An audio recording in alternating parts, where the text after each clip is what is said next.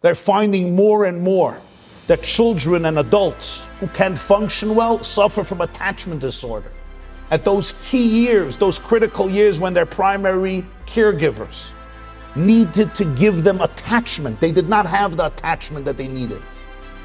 And when I don't have the attachment I need, I don't have the security and the confidence and the resilience and the fortitude to be able to grow up as an independent, confident person, to be able to make healthy choices in my life and to be able to love myself and accept myself.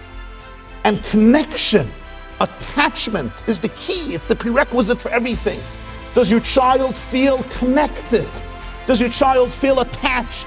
Does your child feel understood?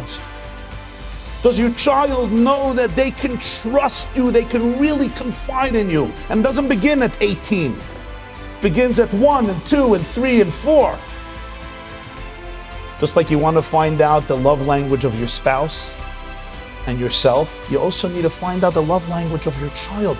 I think I'm giving my child what I think he or she needs, but it's not really what they're looking for. It's not really what they're craving for, and I have to have the humility to suspend my ego and to transcend my own expectations and ask myself how this child could feel connected. You don't need your child to approve you. You don't need your child to compliment you. That's not what a child is for. Your child is not here to give you nachas and tell you what a good mom or dad you are. Find yourself somebody else to give you feedback and validation and approval. Your child is not your best friend, but you have to be your child's best friend. He or she needs your approval and needs your validation and needs your understanding and needs your lack of judgmentalism and needs your empathy. And let me tell you something. You could send your children to the greatest and best therapists in the world, but there's nobody that can do for a child what mommy and tati can do. Nobody in the world. No teacher and no principal. No therapist and no mechaneches, no mashpia, no rosh yeshiva, no rebbe, no tzaddik. Great people! But there's nobody that can do what a mommy and a tati can do.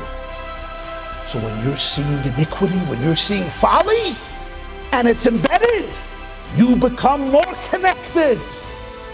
You get down on the floor and connect to that girl, connect to that boy. Let them trust you, and I have to listen. I have to know and let them know that I will be here through thick and thin, and I will understand them.